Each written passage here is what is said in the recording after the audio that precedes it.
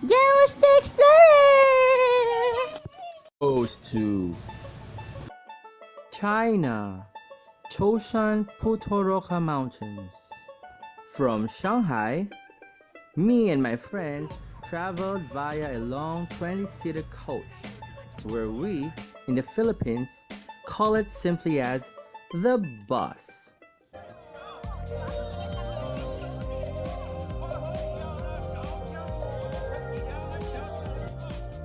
In Zhoushan, after a sumptuous buffet dinner, we were off to a spectacular evening presentation. It showcased amazing display of lights, sounds, shadows, and music.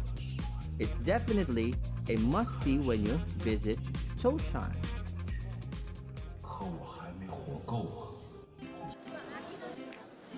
Next day was the day. The very reason why we went to Zhoushan and Putuoroka Mountains. It was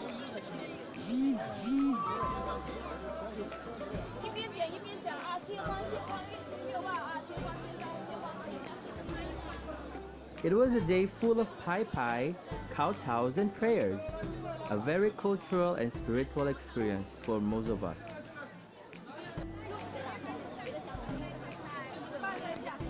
On the other side, it was also a day of exploring structural details of Buddhist shrines, Chinese architecture, stairs, bridges, and gardens, where nature meets human creativity at its best. We spent the afternoon traveling via ferry boat to the island of Lokashan. It was another set of kowtows and prayers to Buddhist deities. Also, a trip to a lower ground shrine just a few meters away from the cliffside towards the sea. The shrine boasts of a famous viewing deck that showcases an old stone sculpture of Bodhisattva Guanyin. The best thing for a Filipino-based tourist exploring Putuoroka is the great climate, a cold breeze blowing, a kind of weather where you can relax and breathe fresh air amongst the trees. In the Philippines, you hardly get a chance to be perspiration-free. In Zhoushan, you can proudly say, no sweat, because no sweat it is. Surely the best in my Zhoushan experience. The next morning, another round of kowtows in Putuoroka, followed by a long but very satisfying walk on the mountainside. The objective was to reach the Mecca of Filipino-Chinese pilgrimage, the one and only Bodhisattva Guanyin Monument in Putuoshan.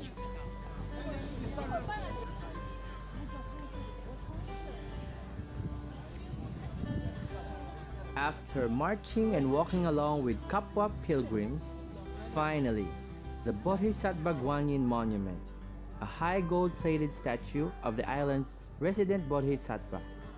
Putuoroka Islands is believed to be the sacred home of Guanyin, the Buddhist goddess of mercy.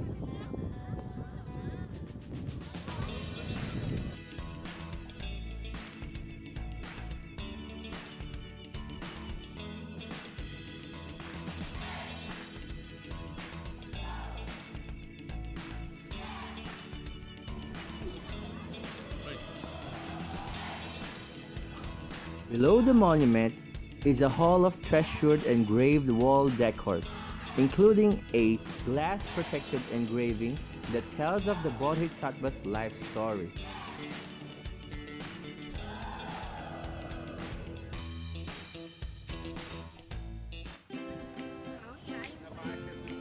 Descending from the monument, you may opt to feast on some food served on the street side, and buy your pasalubong or souvenirs, trinkets that you can bring back home to be a lasting memory of your travel to China's Putuoroka Mountains in Zhoushan.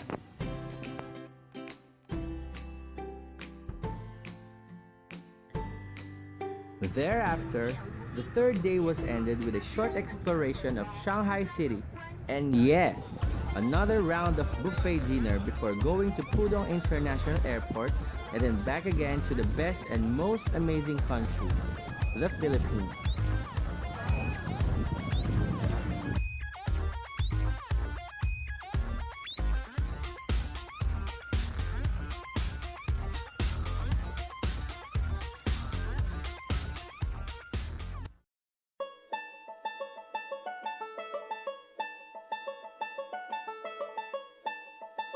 For more details, you may read my blog at jamostheexplorer.blogspot.com.